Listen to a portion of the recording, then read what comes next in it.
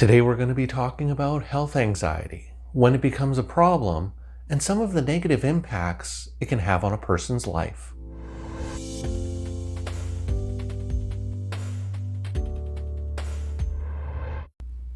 Hi everyone. From time to time, we all have concerns about our health and anxiety about receiving some scary or dreaded diagnosis. Who hasn't been concerned about some lump, bump, or mole that seems new? Who hasn't been concerned while waiting for some test results to come back? So, how do you know when these types of worries are reasonable and when they become problematic? That's what we're going to be talking about in today's video. But before I get into that, just a couple of disclaimers to go over. I'm a registered psychologist in the province of British Columbia, Canada, and this video is for informational purposes only. It is not intended as a substitute or replacement for advice from your doctor or mental health professional. Now, with those things out of the way, let's start talking about health anxiety. Now, I've done a previous video discussing some of the features and characteristics of health anxiety, which is also referred to as hypochondriasis, or more recently, in recent years, the term illness anxiety disorder. Now, if you haven't, you may want to check that video out as it helps give some context to some of the things we're going to be talking about in today's video. As I mentioned earlier, we all at some point have worries about our health, and much of the time seeking medical advice and appropriate health checks are reasonable and even necessary to do. So when does this become a problem? When does it cross over from reasonable, rational concern about my health to being health anxiety? Well, there are a number of distinguishing factors between typical, reasonable worries about your health versus health anxiety worries. Health concerns become problematic when they're excessive, when you find yourself worrying a lot about a particular health concern and have difficulty focusing on other things. Secondly, health anxiety worries tend to be out of proportion to the realistic likelihood of having an actual or serious medical problem. So, for example, I might find myself worrying excessively about some exceedingly rare condition based on information that I've looked up about some of the symptoms that I'm experiencing. This is another important characteristic of health anxiety worries. The worries tend to lead to unhelpful and anxiety-provoking behaviors, such as excessive checking, reassurance-seeking, or avoidance behavior. I may engage in repeated checking to see whether that bump has grown or changed since earlier this morning. I may repeatedly seek reassurance from family or friends that everything's okay. I may make repeated appointments with my family physician to get reassurance that I'm healthy and everything's all right. Now, alternatively, I might avoid any health-related information. I might avoid going to see the doctor because I'm concerned about potential negative news that the doctor might give me. So even though it might be appropriate to see the doctor, I might avoid it because I'm afraid of what the doctor might say to me. Now, all of these unhelpful behaviors tend to promote and perpetuate health anxiety as they tend to keep our focus on the possibility that there's something seriously wrong, and we're behaving in a way to suggest that there is something seriously wrong. Health anxiety worries also tend to be quite persistent and I call sticky. So even if I get a negative test result or reassurance from my medical professional, from my doctor, I still worry about it. So even though I get that scan that suggests that there's nothing to be concerned about, it may give me a temporary sense of relief. But then I find myself a few days later worrying that maybe they missed something on the scan. And the final factor that tends to distinguish health anxiety worries from your typical health worries is that health anxiety worries, because they're so excessive, because they're so disproportionate and persistent, and lead to all of these anxiety-driving behaviors, health anxiety worries can cause significant distress and interfere in a person's ability to do their day-to-day activities. So it's at that point that the worries about health cross over into health anxiety. Now, one of the things clients will often tell me is that this isn't all in their head. They have real symptoms that they're concerned about. And in some cases, health anxiety can exist in people who are perfectly healthy, don't have any significant physical symptoms, but they worry about benign or very mild symptoms.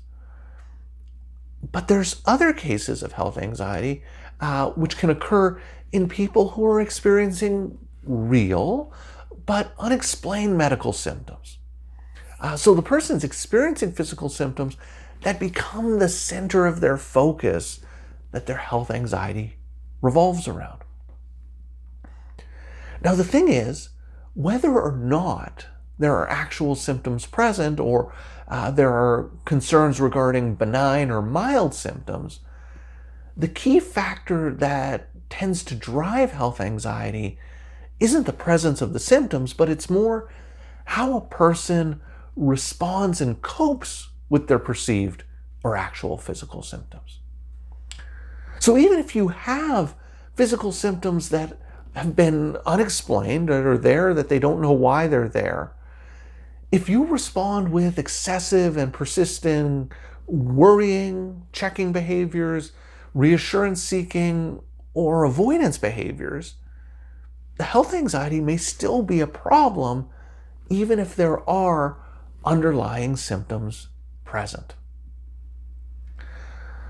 So, with that deeper understanding of some of the features of health anxiety, what I want to do is talk about some of the negative ways in which health anxiety can impact a person's life. Health anxiety can affect relationships with family and friends, as the more time a person spends worrying about their health or making appointments and seeking medical attention, this impacts their ability to socialize or engage with what's going on with their family. Health anxiety can lead to family and friends joining in with the worry and leading to everyone feeling anxious and concerned about what might happen. Now, alternatively, family members and friends, they might get progressively more frustrated with a person's worrying, especially if the person's had a number of negative test results or ongoing reassurance from their doctor, but they're still worrying about it. This can start to annoy family members. And so, as a result, they might respond in less supportive ways, which may lead the person with health anxiety to feel let down or disappointed or angry towards their family and friends for not being supportive and not understanding what they're going through. So therefore, health anxiety can lead to significant disruptions and conflicts in relationships with close friends and family. You can also negatively affect your relationships with your doctor or health professionals in health anxiety. So the repeated reassurance-seeking or appointment making can lead to both you and your doctor feeling frustrated because you're not feeling reassured with the reassurance that they're giving you. You might start to feel that your doctor doesn't believe you or isn't taking your concerns seriously because they've labeled you as a hypochondriac. And this can lead to a deterioration in trust with your doctor and the medical system more generally, which then just makes the anxiety worse. Health anxiety can also have a negative effect on a person's work or schooling. The person could find it difficult to stop worrying and checking for signs of illness or disease. And all of this worrying can negatively impact concentration and focus. And the repeated visits to doctors and medical appointments can take up a lot of time that the person would have otherwise spent studying or doing work activities. The person may need to take time off work to attend medical appointments, leading to decreased efficiency and performance at work, which can then lead to frustration on the part of their employer. Health anxiety can have a major impact on general life enjoyment and satisfaction.